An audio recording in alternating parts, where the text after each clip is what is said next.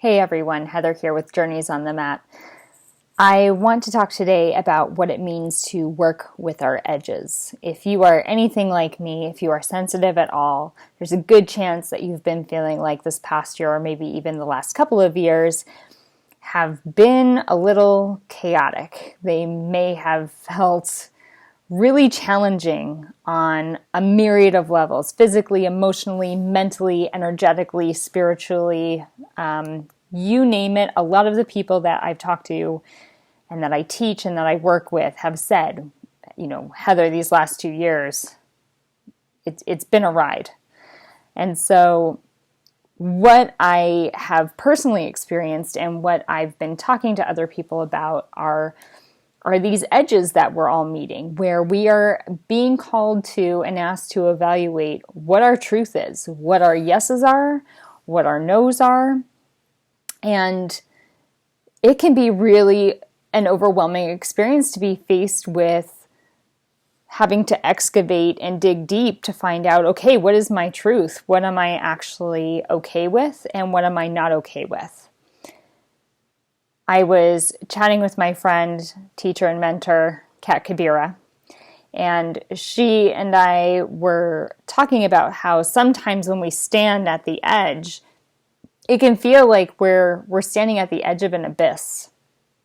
And I noted that, this year in particular, I have felt like I've had to actually fall into the abyss, not just stand at the edge of it, but actually fall into the abyss to find out what my yes is, to find out what my no's are, to find out what is okay with me and with my system, what sits well with me, what resonates with my soul, what lights me up, what just gets my fire burning in a way that makes me feel whole and complete and alive and radiant. And that is the power of these edges. As scary as it is to look out onto that abyss, the minute we choose to look, or in my case, the minute you choose to tumble in, you discover your truth. You discover the essence of who you are. And in that tumbling, in that standing on the edge, you have the opportunity to align, to center, to ground, to meet yourself in a way that you've never known yourself before.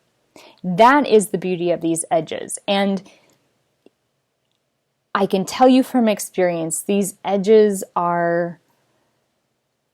they can be tough. They can feel insurmountable. They can feel like you are balancing on a tightrope, and the minute a slight breeze comes along, it's going to knock you right off into the canyon.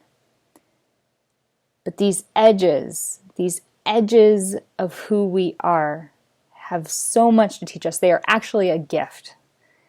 And so I encourage you, if you are feeling like you are standing on the edge and you are not sure which direction to turn in, take a breath, stand there a little longer. I challenge you to look out on that abyss. Meet yourself emotionally, mentally, physically, energetically, and say, does this feel good? Am I in alignment with who I am and what lights me up? It's one of the bravest things you can do. It's one of the bravest things you can do. So be brave, and I'll see you next time.